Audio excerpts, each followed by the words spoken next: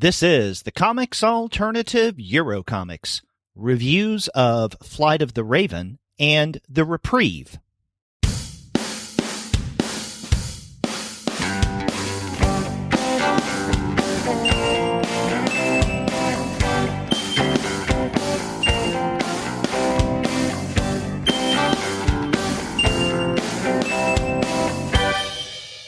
Hello and welcome to another episode of the Comics Alternative EuroComics. I'm Derek. And I'm Edward, and we're two guys with advanced degrees who love talking about comics. That's right. And on the May EuroComic episode, Edward and I are going to focus on comics from Jean-Pierre Gibrat. We're going to begin with Flight of the Raven, which came out earlier this year from IDW's EuroComics imprint. And we're also going to be talking about the Reprieve, Volumes 1 and 2, both of which came out last year from EuroComics. But before we get to that conversation, we want to let all of you know that this episode of the Comics Alternative EuroComics is brought to you by the great folks at Discount Comic Book Service. Go to their website, dcbservice.com, for all of your comics pre-ordering needs. There, you're going to find all DC, Marvel, Image, and Dark Horse titles at 40% off of the cover price if you pre-order. For all of the other publishers, you'll find that those discounts are 20 to 35% off the cover price, and every single month you're going to find some wonderful specials.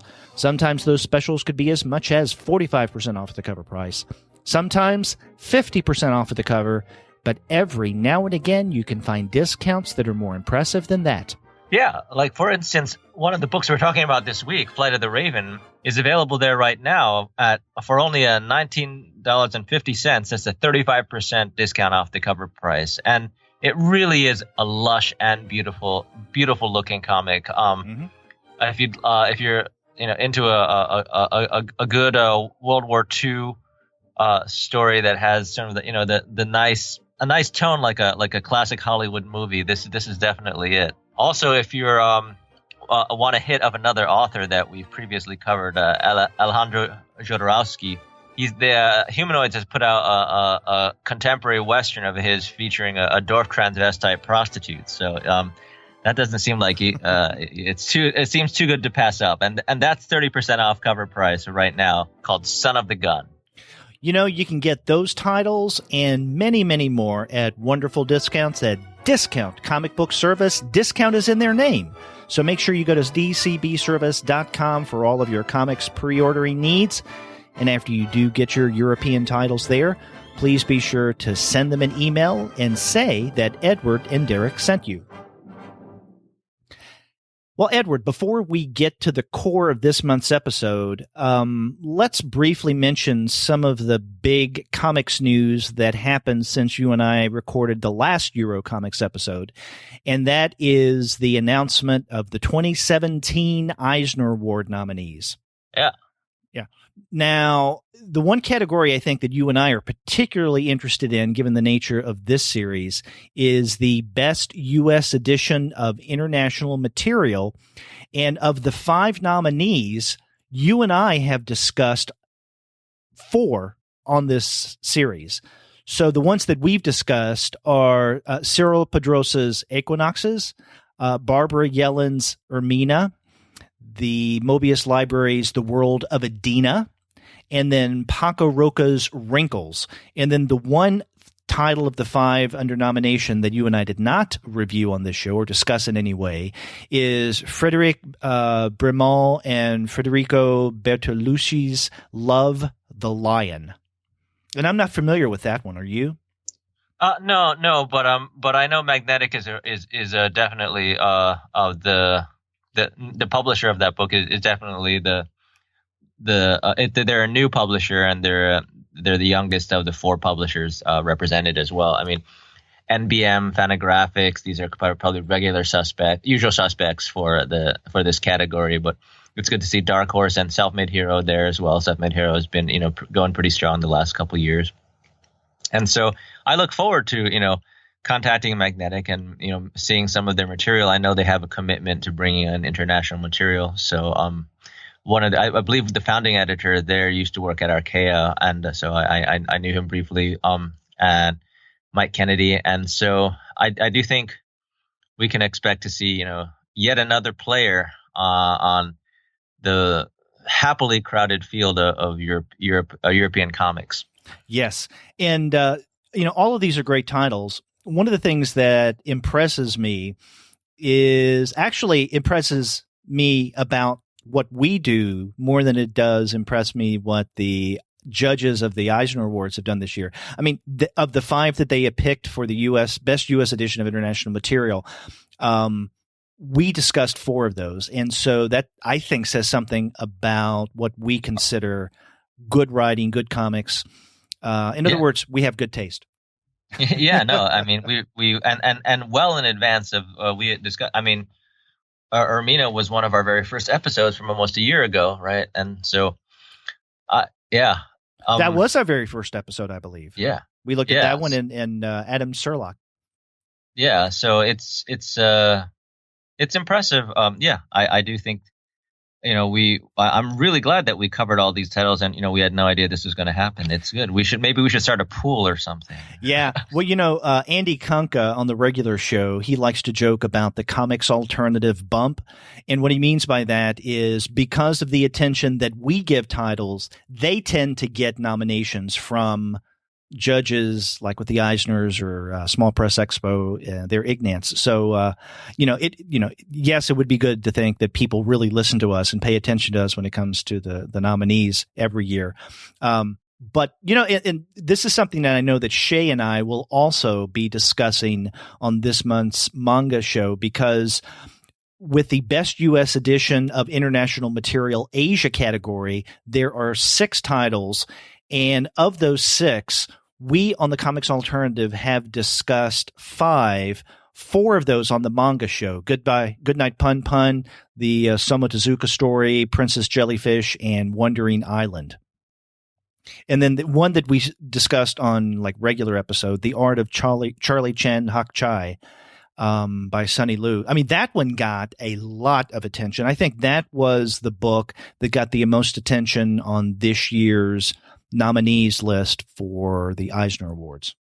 Sure, and it's got Pantheon behind it as well. I mean, it is also a kind of a staggering work of both history and deeply personal narrative. Mm-hmm. But yeah, I'm also for the U.S. edition of international material. I'm impressed by the range of tastes represented by the titles. I do think to some extent, I feel like the Moebius was a shoo-in, not only because of his stature as an artist and creator, but also because Dark Horse did a really wonderful job in putting together the book. But there's a lot of different kinds of titles for different readers just in the 5 nominees there. Mm-hmm. Right. So that's a nice thing.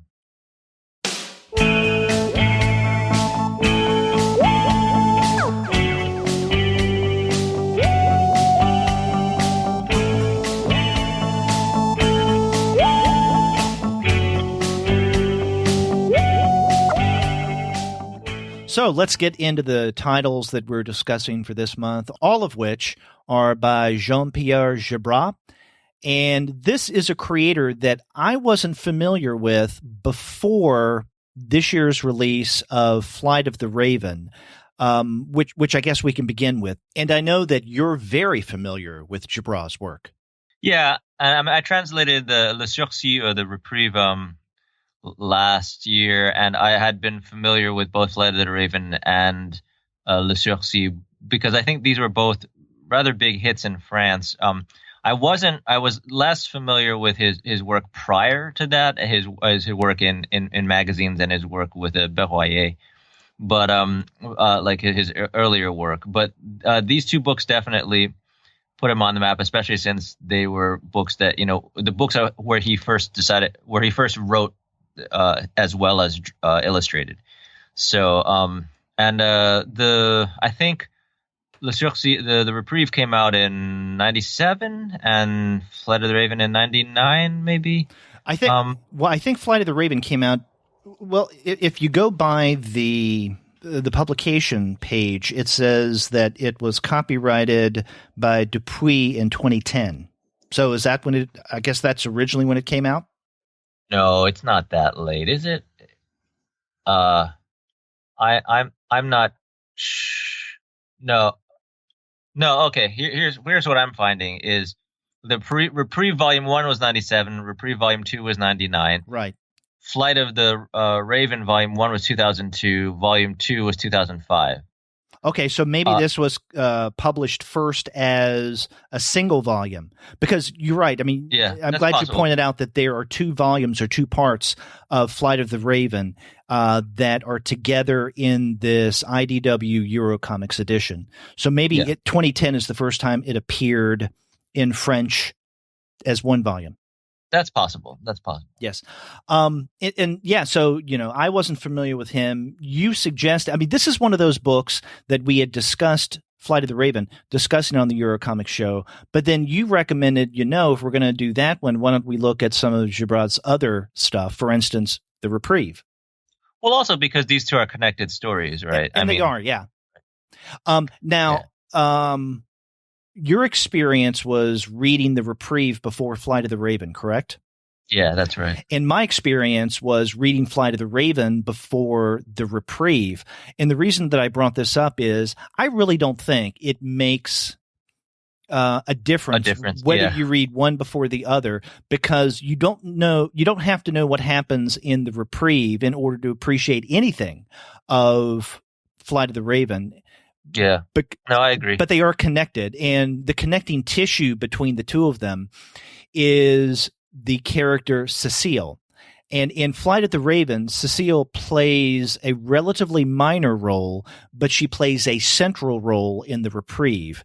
And we learn that in Flight of the Raven that Cécile, the guy that she's in love with, Julien, has died. So if you think that that's a spoiler before you read the Reprieve, then, well, I guess, you think I can't argue with you because it might be. But I still don't think that really makes a difference.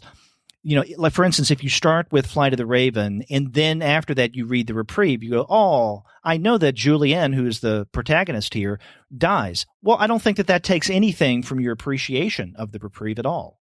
Yeah. I think of the Reprieve, oddly enough, as kind of like an occurrence at Owl Creek Bridge, the Ambrose Bierce story. That's interesting. Huh. Yeah. It's almost, it's not a world that takes place entirely in his head. No. Although, now that you mention this, and I hadn't thought of this before, because of the significance of the train at the very beginning and at the very end, and I don't want to give too much away in terms of detail about what happens, but it's almost as if something like that could have happened. But we know it didn't because Julien does have a relationship in the Reprieve with Cécile, and Cécile obviously comments on this in her appearance toward the end of Flight of the Raven.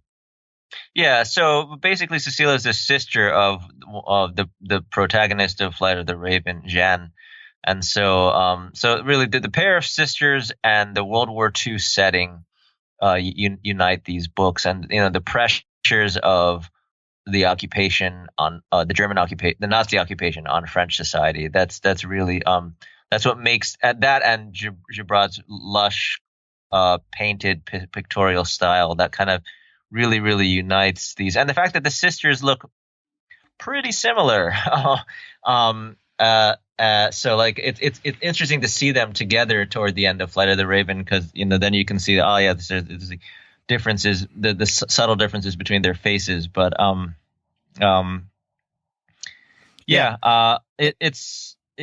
guess when I said I didn't mean literally. When I said occurrence at Owl Creek Bridge, I didn't mean that the Reprieve literally happens in Julien's head, but I did mean there's an aspect of fatedness to it, like a kind of an appointment in Samara kind of thing, where you can run but you can't hide, kind of. Yeah. And I want to talk about that when we get to the Reprieve, because there is a kind of fatedness, I guess, where Julien becomes a tragic figure. Even at the beginning, you sense that something's going to happen. But in Flight of the Raven, you pointed out the lushness of Gibrat's artwork, and I want to talk about that. But let's give our listeners, I guess, a basic premise here. When the book begins, we see our main character, Jeanne. Is that Jeanne? Jeanne? Is that how you pronounce Jeanne. it? Okay, Jeanne. Yeah. Jeanne is in jail, and she has been arrested by the local town's police officer, the commissioner, and the commissioner who, even at the very beginning, before we find out more about him, he does seem to be a somewhat, I don't know if I want to call him a sympathetic character, but he's someone that we don't entirely dislike, even from the very beginning, because there's something almost comedic looking about him. Sure. But I should say, no, but it's not just local. I mean, it's a local policeman in that he's local to a precinct, but the precinct is in Paris. Right. And so she's in jail. She is a member of the French Resistance, and the reason why she's in jail is because the police have found guns in her apartment, and a note ratting her out. Right, and when we first see her there, the commissioner reads to her a letter, which is how they were suspicious. And he received a letter that says, "My dear Commissioner, I realize this snitching debases me somewhat, and, like the Duke of Guiche at death's door, I'll risk feeling those thousand self-disgusts of which the sum is not remorse, but a dim, vague unrest. Unfortunately, this is the price of fighting the black market." And there's a quote in that note from Cyrano de Bergerac. Now, when you first read this book, because this is on the second or third page, it may not mean much, but without giving too much away, that note becomes a key element in the story toward the end. And it does have to do with Cyrano de Bergerac. So we know that for some reason, someone, we don't know exactly who, because of this note, Jeanne is arrested. She's in jail, but then someone else is put in the same jail cell, someone by the name of François, and he's a burglar, is what he was. He was a burglar who got caught. And when the commissioner and the other police officers are unaware, François is able to get the commissioner's key to where he and Jeanne escape, and they escape by going up on the roof. And actually, that's a scene that takes place over several pages, and it lasts for quite a long time.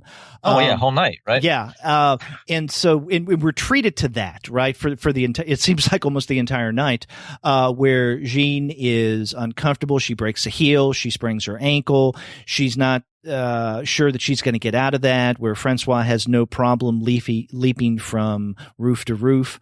But they finally it starts raining, so they have to take shelter, and then they spend the night and start talking to each other about politics. Exactly. And that's how they get to know each other. And then when they finally get literally back on the ground, François says, "I know a place that we can hide out," because they're on the run. And so they go on this boat, that I guess is just going up and down the Seine, owned by François' friends, René and his wife. And how do you pronounce her name? Huguette? Huguette. Yeah. And their son, Nicholas. And so from then on, and throughout most of this book, the action that takes place does so on René's boat, hiding both Jeanne and François. Yeah, it's a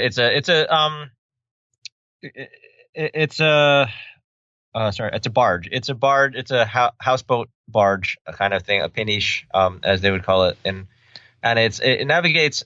Some of the waterways it navigates are still navigable in Paris today. I'm not so sure about some of the tunnels, but definitely like the Canal de la Villette is still very much a part of Parisian life.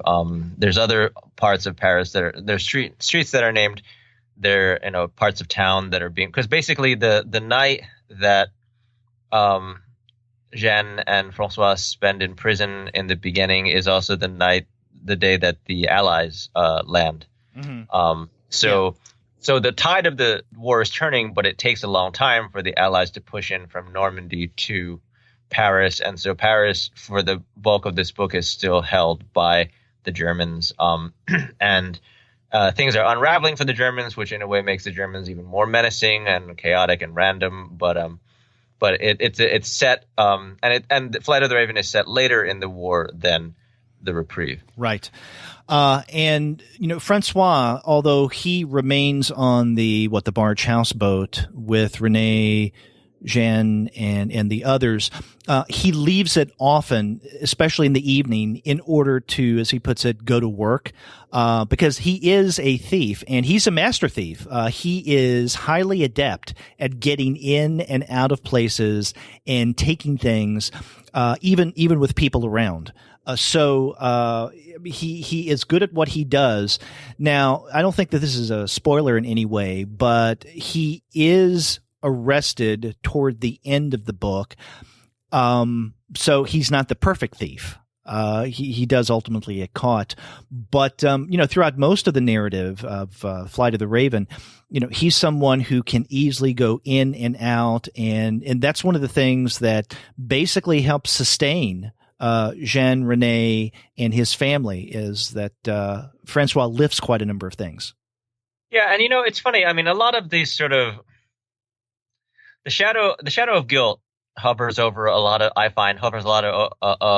over a lot of these World War II narratives, because the Vichy regime and the memory of collaboration is a pall over France. I mean, onto our present day politics. But I find it interesting that so if the shadow of guilt I find hangs over these kinds of stories in general, one of the questions they seem to often probe, even Schindler's List probes this to some degree, is with the mystery of goodness. Why does someone do something good?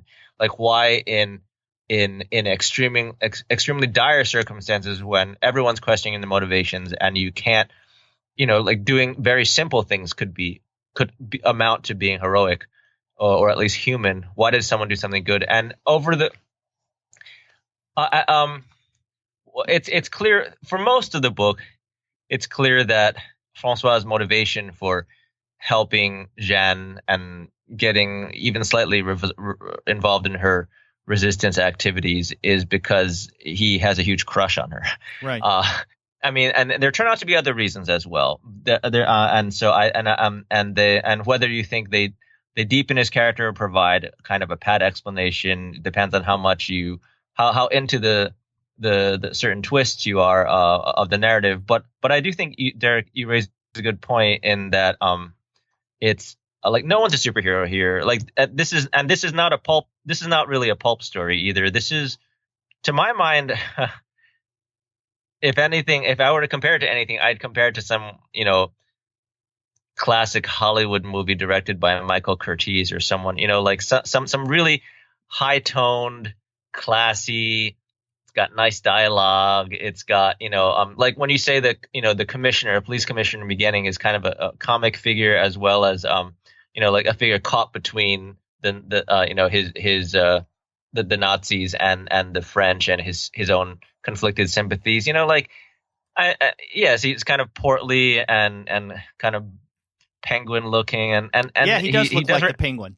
He does remind me though, like you could see him being played by like that gallery, any one of that gallery of noir character actors, like Sidney Greenstreet or someone, or maybe not Sidney Greenstreet. Sidney Greenstreet was a little more imposing, but like one of the you could see him being, I don't know. I felt like despite this being this purporting to be a very human, intimate, small scale story, there's also this level of gloss to it.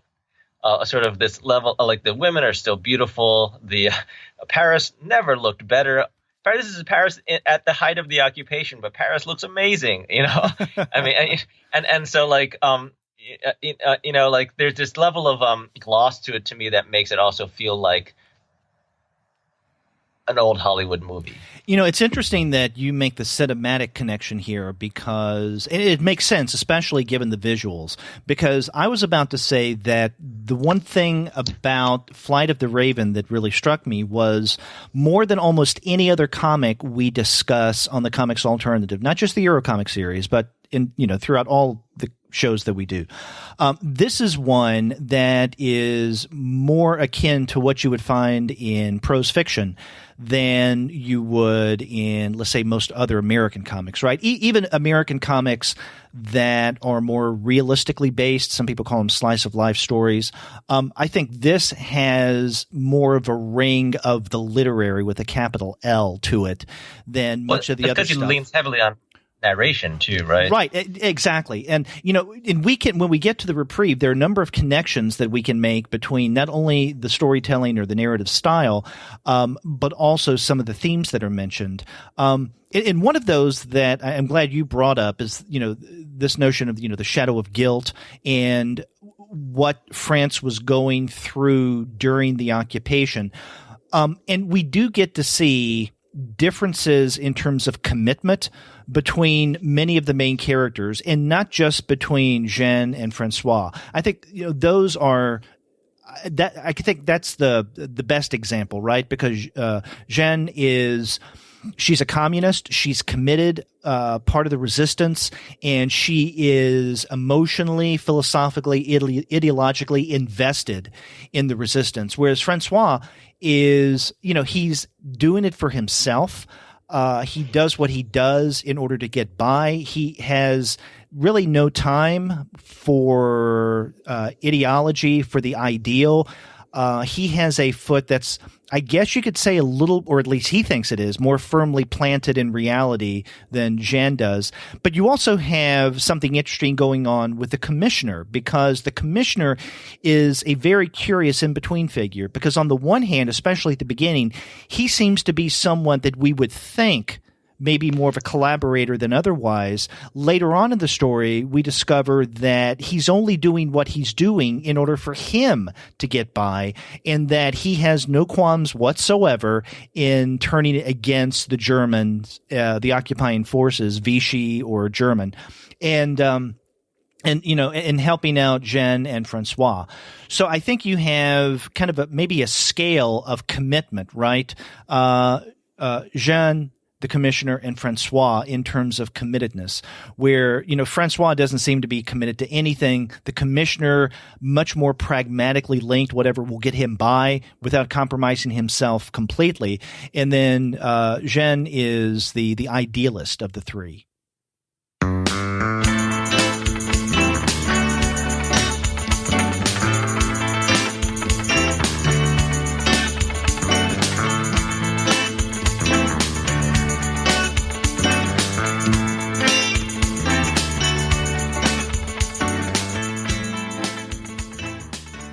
Yeah, I mean, you always have to have an idealist in this story, because in these kinds of stories, because I feel like these stories, they'll always have a rogue figure who, like Bogart in Casablanca, sticks his neck out for nobody and has his personal rationales for that, whether it's because he had his heart broken and is already disillusioned, like Bogart in Casablanca, or like because like Julien, like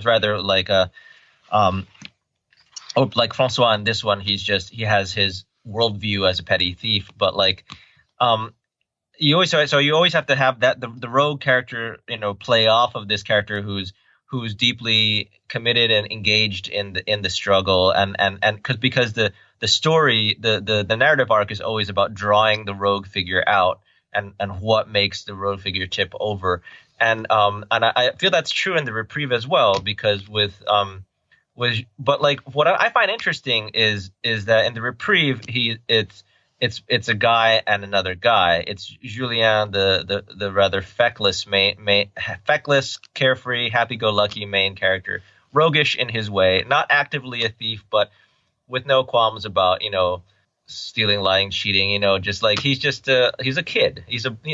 But he's a very similar figure in my mind to François, in that they both have to be drawn out or made to face somehow the reality of the larger struggle around them, and that it's opposed to characters who are already enmeshed in that struggle.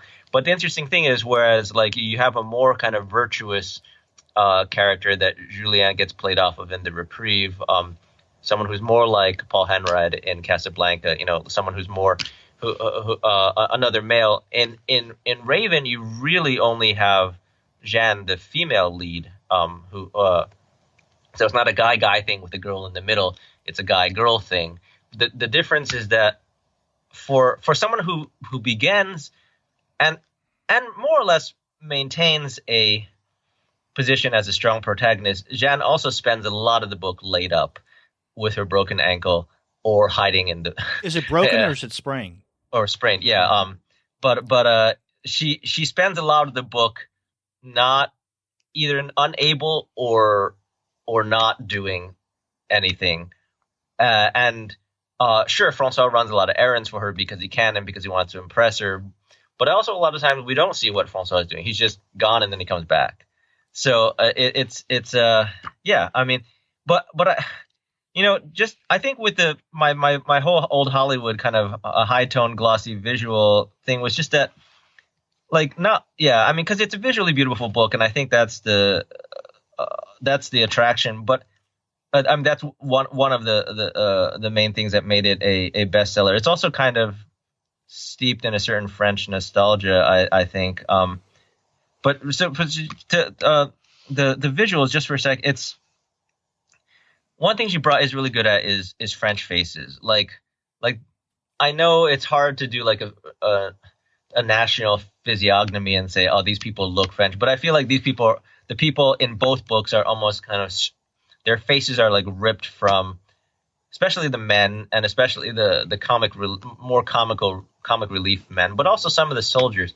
Their faces seem to be ripped from photos of the time, right? Like I mean, like the commissioner, René, this Alsatian soldier, a Nazi Alsatian soldier who winds up on the barge at one point. Like, they have very distinctive faces, and they're not handsome faces, and they remind me of the faces that they're character actor faces, and they're well designed for that in this book.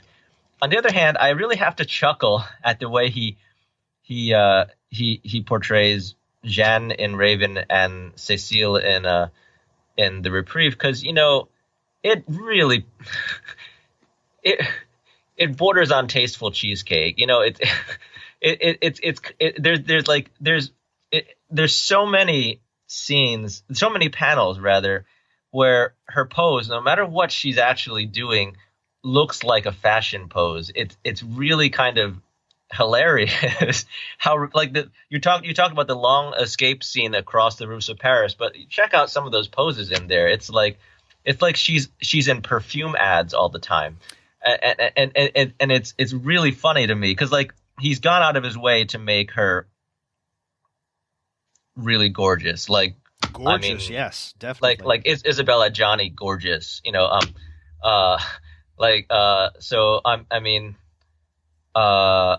or Sophie Marceau or someone like that, and she does kind of stick out from in just in terms of look, she sticks out from the rest of the book. Right. Now I'm looking as you're saying this, I'm looking at a couple of pages, and I think these are great examples of Flight of the Raven. Pages 16 and 17, where they're on the roof and they're trying to make their way across. And this is around the time that she sprains her ankle. And you can see her as she's standing, as she's about to leap, as she's sitting, as she's leaping, and then right after she breaks her heel and sprains her ankle. I mean, you're right. These are all rather sexy, attractive poses. And they're runway poses. It's weird. Yeah, it is. And, he does draw women, especially his protagonists in these works, beautifully. And then there are, especially when you get to the scenes where they're seen in certain stages of undress. And in fact, in both of these books, Flight of the Raven and then the two Reprieve books, it's a rarity that you see the women topless or you see their breast bared. You do, but I think that those are only one or two moments. They're relatively fleeting, and I don't think that he really does linger long on those scenes, visually speaking. But otherwise, when they're dressed, but in the process of being undressed, either they are, let's say in the case of Cécile, undressing before she goes to bed, or in the case with Jeanne, when she's almost raped by this German soldier on the barge. I mean, he does draw them extremely attractive. And some of these images, I think calling them somewhat cheesecakey is a good way of putting it. But, you know, even outside of that, the art as a whole, I think, is the big pull, or at least the initial pull, of both of these works, Flight of the Raven and The Reprieve. And we should mention that Flight of the Raven was the winner of the Best Artist Award at the Angoulême Festival. Yeah. What year was that? Do you know? It's not important. I just didn't know if you knew it off the top of your head. But the art in how he draws characters, how he draws this sense of place, and you're right.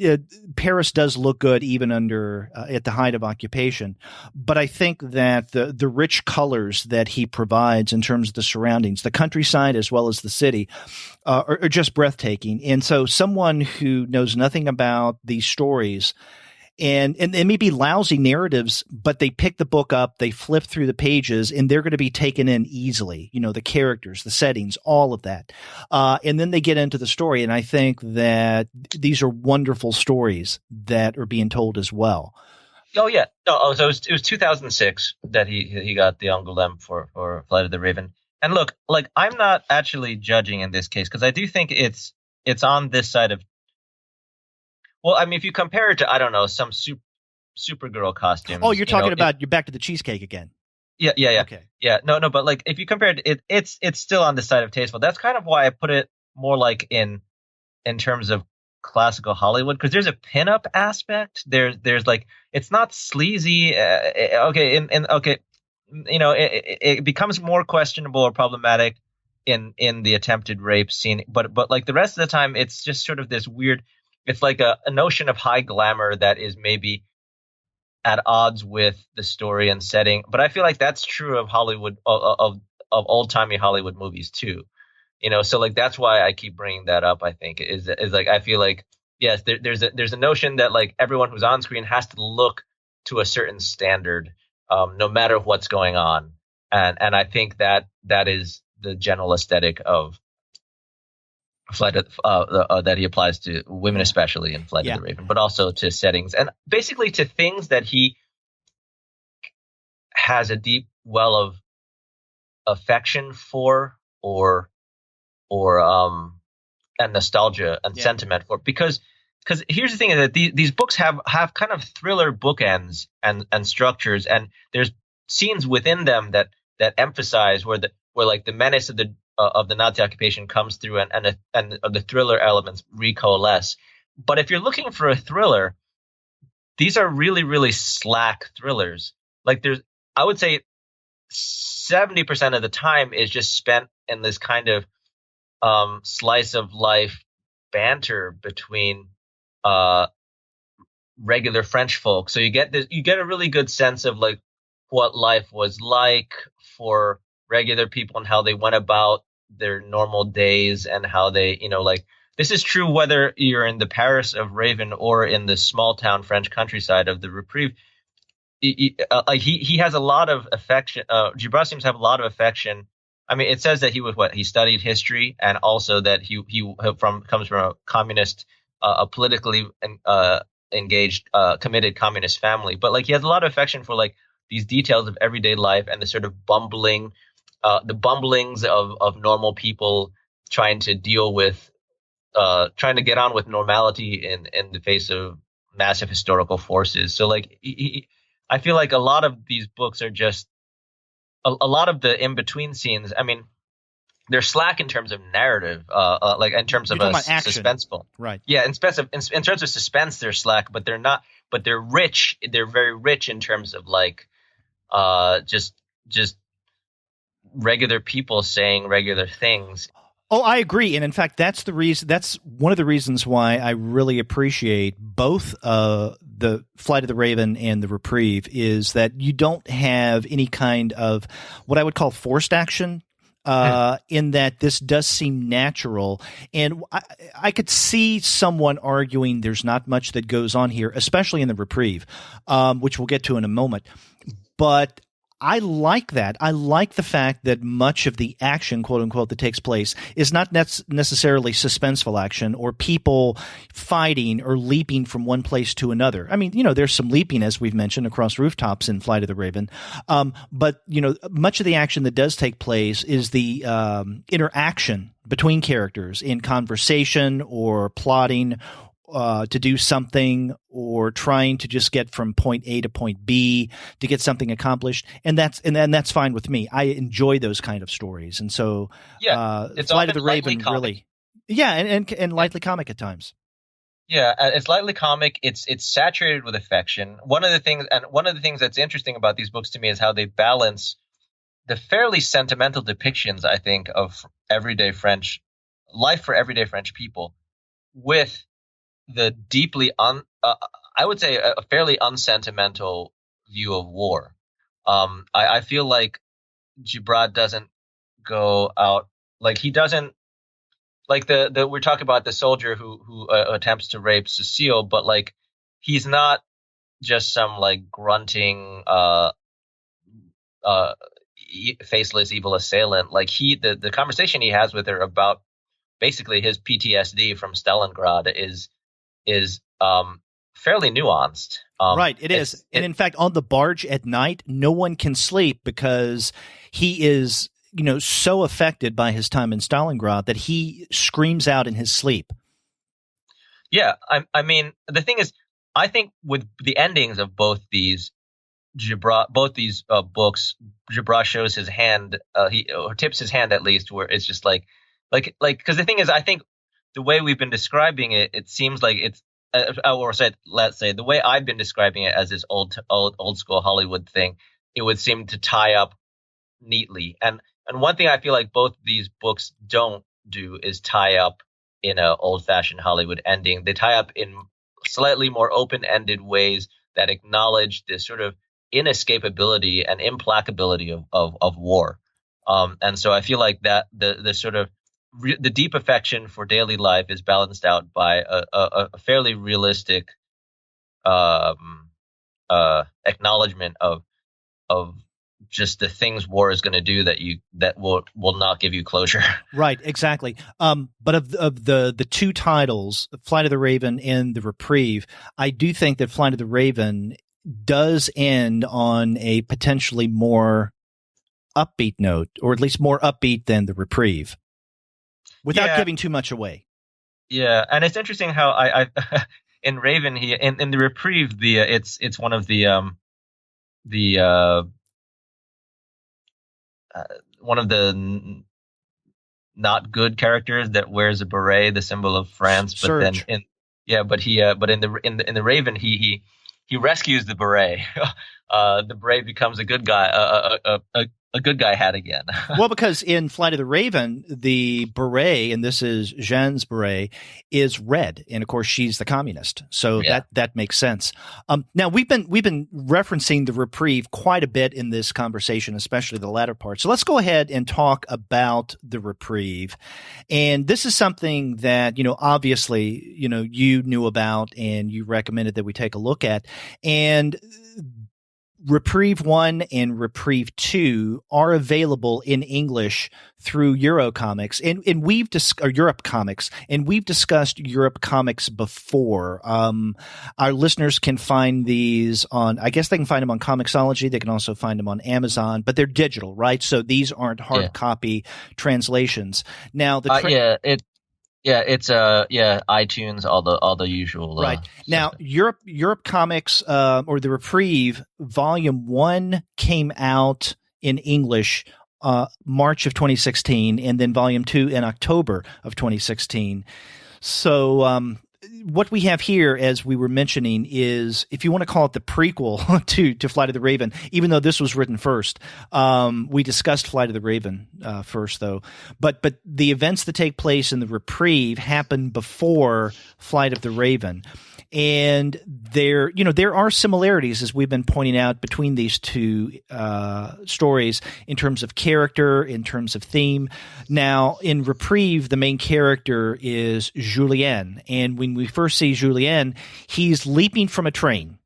He's getting off because he's been called for work service and they're shipping him off to Germany. He doesn't want any part of that. So at an opportune moment, he jumps off the train. The Reprieve is actually a title I struggled with a lot because it's well, and I'll talk about it later. But let's say, he's basically kind of escaping. It's almost like he's dodging the draft. Only he's not being drafted to military service. He's being drafted to labor. Right. And so that's his motivation for getting off of the train. And then he eventually makes his way to the village where his aunt lives. And I guess this is where he is originally from, right? Is it, how do you pronounce it? Aveyron? Aveyron. Yeah, no, but Aveyron is the region. The Cambirac is the name of the village is called Cambirac. Yeah. Okay, so he's going back to Cambirac, and he at night goes to the house of his aunt, Angèle. Is that how you pronounce her name? Yeah. Yes. His aunt who raised him. Right. And so she hides him out, and then he finds, through her help, a vacated house of someone who has been taken by the authorities. And so he hides out there. It's the schoolmaster. It's right. The former schoolmaster's house, and the schoolmaster was Jewish and communist, so he was taken. Double whammy, yeah. And so because he's the schoolmaster, then there is a lot to read. And that becomes important because I think one of the challenges of the Reprieve, as opposed to, let's say, Flight of the Raven, the basis of the story in the Reprieve is that Julien is hiding out. And there are times where he does, usually in the evening, leave his hideout in order to, let's say, see his aunts or just stretch his feet or whatnot, or stretch his legs. But most of the action takes place while he is hiding in the schoolmaster's house. And he uses a telescope to look around the village and to see what's going on with the people that he grew up with. Now, that doesn't seem like much for Julien to do, and it also doesn't seem like much that would motivate the narrative. But I think where the action, so to speak, takes place is when Julien is thinking through things as he's looking around this telescope. He has a conversation with a coat rack that has a French helmet and some clothes on it. So this becomes his friend Maginot. And so that's where some of the quote-unquote action takes place in the dialogue between Julien and Maginot. But also, what is he going to do to entertain himself? Much of what he does is read during this time. And so, I mean, it's a good thing that it is a teacher's house that he's occupying, because there's a lot for him to do. But he also has a radio he can listen to keep up with the war news. Yeah, because he's upstairs in this kind of garret, so he can. So his immediate view outside the shuttered windows, and he always keeps the shutters down, right, and closed, right, is of the cafe where his ex-girlfriend is. Well, not even Cécile. Ex-girlfriend. I take it back. Okay, so his. Yeah, I guess. Because the thing is, everyone thinks he's dead. Because when he jumps out of the train, he loses his papers, and so people think, oh, he jumped or fell out and someone lifted died. his papers. Someone took the papers. Right. And this person was found dead on the train, so they think that the person who had the papers, of course, was Julien. And so he watches himself get buried, or from his garret window. Right. It's like a scene out of Tom Sawyer. Right. Yeah. So, yeah, and then a lot of it is his narration as it reflects about the people he sees meeting down at the local cafe and the interactions they have. And the town bully who has become a militia member. That's so kind of like not an unofficial Vichy flunky. Yeah. Yeah.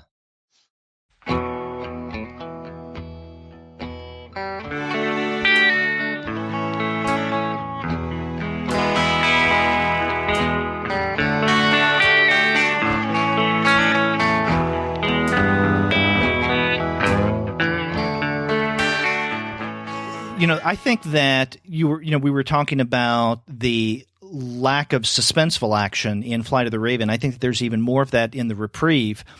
So I think that the experience, for me at least, of reading the Reprieve is a little more challenging, but I do think that it is enjoyable in its own way, because much of what takes place over the course of these two books is seeing Julien from the garret, hiding out, looking at what other people are doing, and then observing things from a distance. I think it works, though. Yeah, I've heard some people compare it to Rear Window, and also there's this apocryphal. I don't remember where I heard it or read it, so that's why I call it apocryphal. Though maybe you'll recognize it, but some story when someone was asking Beckett about waiting for Godot, and Beckett was in the Resistance too, and then Beckett and talking about how boring being in the Resistance was, that there were just long periods of waiting and not knowing anything, and I feel like that's something that kind of is reflected in both these books, partly in the pacing, but partly also in the realistic depiction of long periods of inaction between sudden periods of action. When violence does break out in the Reprieve, and often in ways that, like, at least initially in ways that do not affect Julien directly. People coming in and trashing the cafe, or like it is really sharp. It's a sharp contrast to the sort of leisurely pacing of the rest of the normal pace of the book. Right. Yeah. Now we were talking about some of the thematic links between Flight of the Raven and the Reprieve, and you have some of the same things going on here in terms of the level of commitment. Now, as you pointed out in Flight of the Raven, we have the committed character as Jeanne, and then the uncommitted character as François. Whereas in the Reprieve, the uncommitted character is Julien, and he's uncommitted. I think his personal philosophy is that way, but I think by necessity, because he's hiding out throughout most of this story, he can't commit himself for that. But the committed contrasting character here is someone by the name of Paul, and he is a physician who, when the story begins, he's off stage, so to speak, because he has been arrested by the authorities. But the Germans release him along with someone else.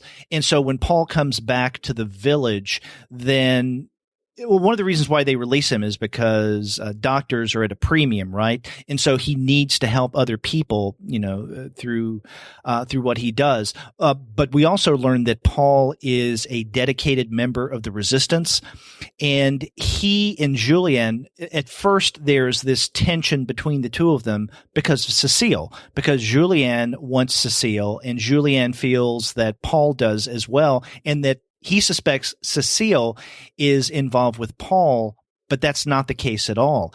But when they do, Julien and Paul get to know one another, when Paul actually does help him as a physician, then they become friends, they grow a little closer, and then this contrast between commitment and non-commitment, right, comes into play.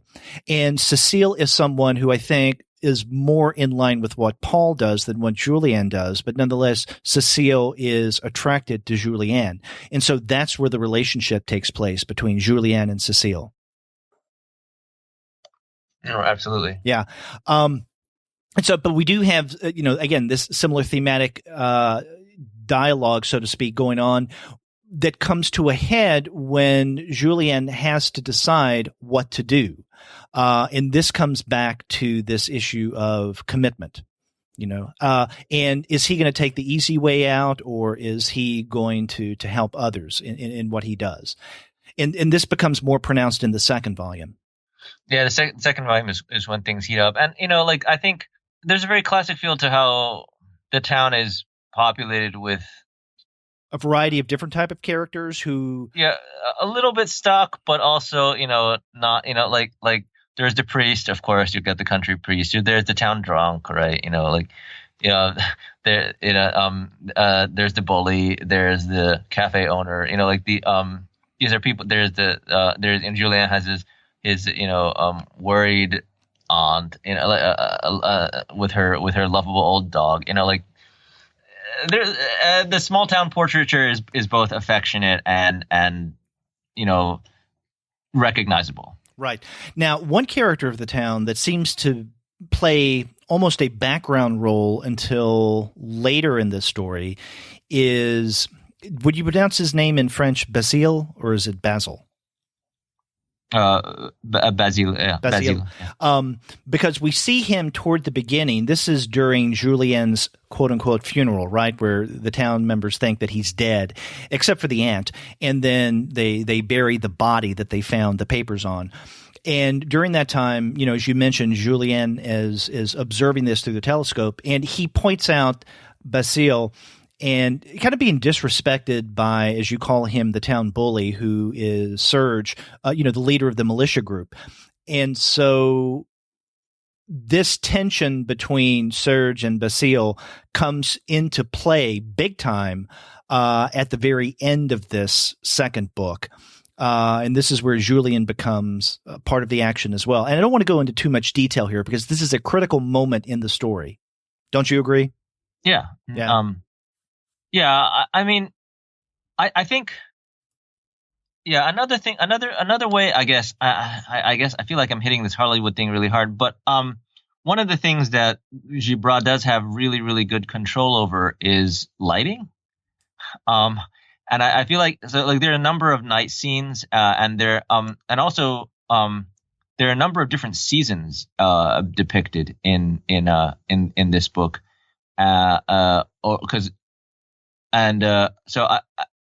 he's good at using lighting in very specific ways, like when it comes through a window, it's hitting this person's face or this half of their face to highlight this expression in their eye or something like that. But he's also good at using lighting in outdoor scenes. He's really good at skyscapes. He's really good at sort of nightscapes, the sort of blue tones and shadows. I mean, the pictorial beauty is still very much an element here. Now, when did you originally translate these two volumes of the Reprieve? Can you remember? Question. I could call up an invoice. Oh, no, that's okay. I was just curious how long it took from the completion of the translation to EuroComics making it available in English. So they usually their lead time between me turning something in and them putting it out can vary a lot, but it can be vastly faster than a traditional print publisher, just because they just put it online.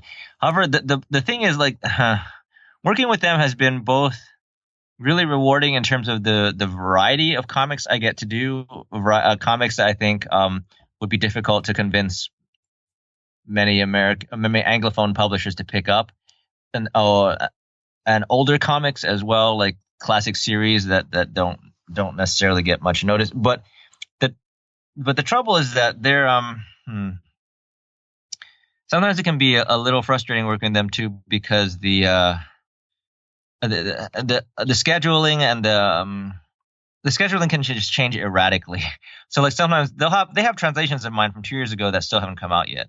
Whereas I think the first book of this, they put it out within 3 months of my turning the translation. They can move things around in their schedule a lot, and they don't consult me. And as a result of that, sometimes I don't get to proofread it the way I want either, which bothers me. One thing I think is really good about Flight of the Raven that I wish I could have fixed a little more with Reprieve is, you notice that Diana Schutz, working on the translation in concert with IDW here, was able to get it so that the font size stays consistent throughout in the boxes. So she had to crunch some French to do that sometimes. But here you can see there's ones where they're a bit long for the boxes, but they just shrank the font instead, and I could have reworked it a little, but I wasn't, the scheduling is just off. So right. Font size is the sort of the shapeliness of how things fit into the speech balloons is not quite as polished in this title. Right. Now, a couple things that you mentioned. We did forget to mention the translator of Flight of the Raven, and that's Diane Schutz and Brandon Kander. But the other thing that you mentioned about your work in translating the Reprieve and the shrinking of the font in order to get more words into boxes. I have to tell you, I didn't notice that. I know that you're going to pay attention to that probably more than I would, you as the translator.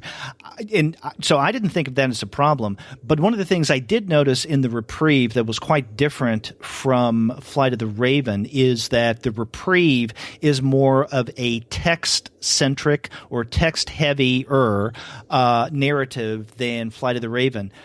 But again, I had no problem with that. I thought that for the story that's being told and for the situation that Julien is in, it made sense that there was a lot of words because this is someone who, again, in terms of the action, it's him either talking with his imaginary friend, so to speak, Maginot, or his thoughts as he's observing the life of the village around him that he can't take a part in. And so I think that it's necessary to have more text that is the basis for the action in the Reprieve than in Flight of the Raven. Oh, yeah. Well, thanks. No, but I mean, and yeah, maybe this is getting at what you were saying earlier in terms of literary with a capital L, but because we both remarked on the sheer amount of narration in both titles, and that narration is usually stuck in the protagonist's head, but also both titles make use of letters being written to other people and just reported in the text boxes. So that's also another, more another older, wordier technique, right? Right.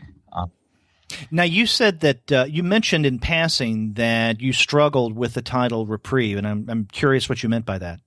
Yeah, so this is funny. This is a word that le sursis, the French title. This is a word that I actually first encountered.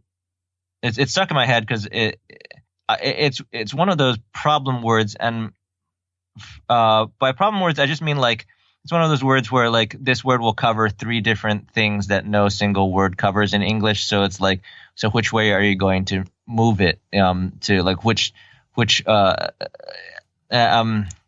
guess I first encountered it in a story by Georges-Olivier Chateaurenaud, who was the first major prose fiction writer that I translated. And so here's the thing: le sursis in French it can mean a respite from something in the most general metaphorical sense, right?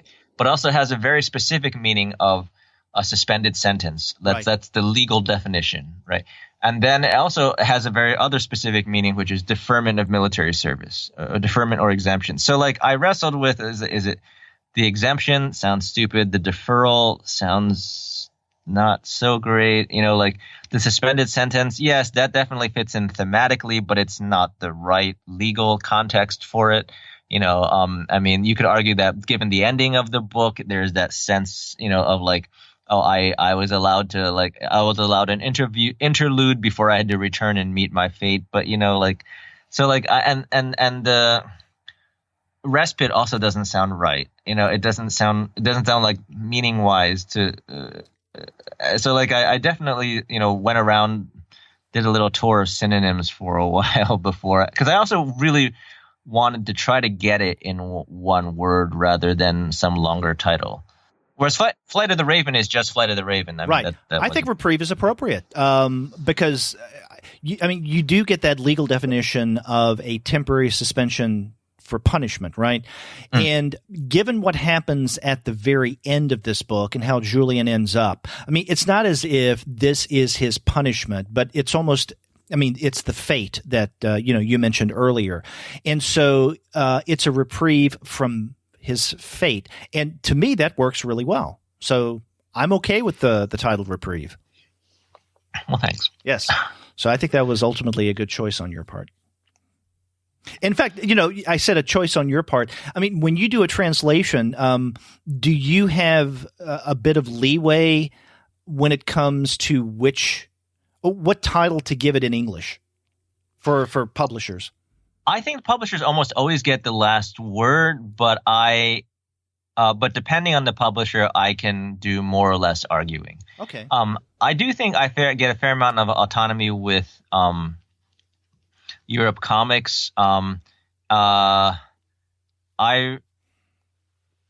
And sometimes I might not feel strongly about my title to really take it to bat, go to bat for it. I think there have been happy title changes. I think there's one I worked on called Quai d'Orsay, which is the metonym for the French Foreign Ministry, the way we say White House for the presidency. But that turned into Weapons of Mass Diplomacy because it was a book about a very specific time when France was opposing the U.S. at the UN, opposing U.S. unilateralism at the UN around the time of the Gulf War II. So and that spoke to a specific historical moment. Was that a self-made hero book? It was. Yeah. It was. Sounded familiar. Actually, my most recent prose translation just came out last month. It's gotten some good reviews in World Literature Today and the Wall Street Journal. But it's called Moving the Palace by Sharif Majdalani, a Lebanese writer. And the French title is Caravanserai, which is but I think the publisher's concern was that that word would rebuff American readers because it wouldn't immediately mean anything to them. And Moving the Palace is a title that more describes the action of the book, I suppose you could say. Oh, just curious about that, especially within the context of what you had mentioned with the Reprieve. Yeah, it depends. It's kind of but sometimes I find titles an interesting challenge, or sometimes they can be like haikus or something because you have a lot to pack into a small space.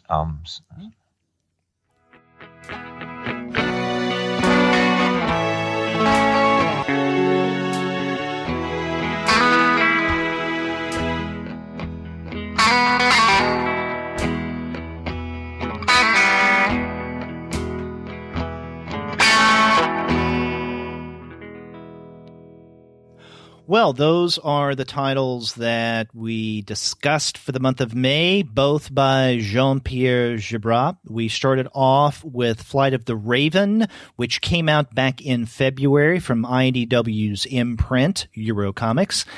And then we followed up with a discussion of the 2 volumes of the Reprieve digital comic available through EuroComics, and those came out in March and October of last year. So 2 really good titles, and I'm glad that we made this an all Gibrat episode. Yeah, here's hoping we get to see more of his work. That's right. And if you want to find great books like this, then you would do well to check out the website of our sponsor, Discount Comic Book Service. As Edward mentioned at the top of the show, you can right now find Flight of the Raven at 35% off of the cover price. But they have great savings on other books as well, so check them out at dcbservice.com. And after you do get your titles there, get in touch with us and let us know what you thought about our All Gibrat episode. If you go to our website, comicsalternative.com, you'll find that you can leave us a voice message online via SpeakPipe.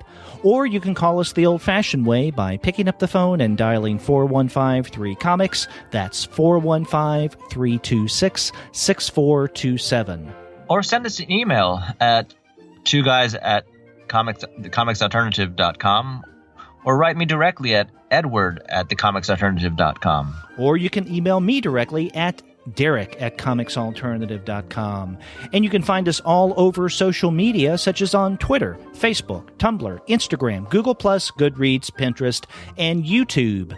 You can subscribe to the podcast through iTunes. You can stream us on Stitcher. You can also find us on TuneIn, on Spotify, on iHeartRadio, and on Google Play Music. But you can find every single one of our podcast episodes, as well as the reviews and comics-related commentary that we post on our blog, simply by going to our website, which is comicsalternative.com. So a lot of ways for people to get in touch with us. And please do. We'd love to hear from you. That's right. And we will be back next month for more translation goodness. Until then, I'm Derek. I'm Edward. Go out and read some comics.